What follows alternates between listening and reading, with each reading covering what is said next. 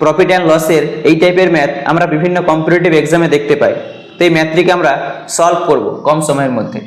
বলছে 20% হারে চিনির মূল্য হ্রাস করলে একজন ক্রেতা 160 টাকায় 2.5 কেজি চিনি বেশি ক্রয় করতে পারেন।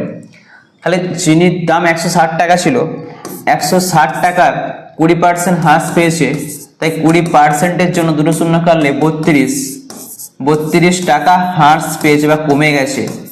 তো এখন এই 32 টাকায় 2.5 কেজি চিনি বেশি পাওয়া যায়। তাহলে 1 কেজি চিনির ক্রয় মূল্য 32/2.5, আর চিনির দাম 20% হ্রাস পেয়েছে, কিন্তু এখন আসল ক্রয় মূল্য চেয়েছে।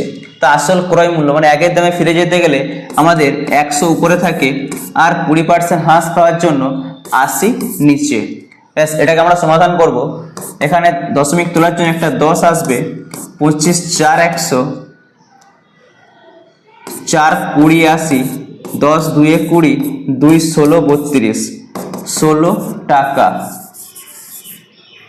তাহলে প্রতি কেজি চিনির আসল ক্রয় মূল্য 16 টাকা। সঠিক অ্যান্সার অপশন এ 16 টাকা।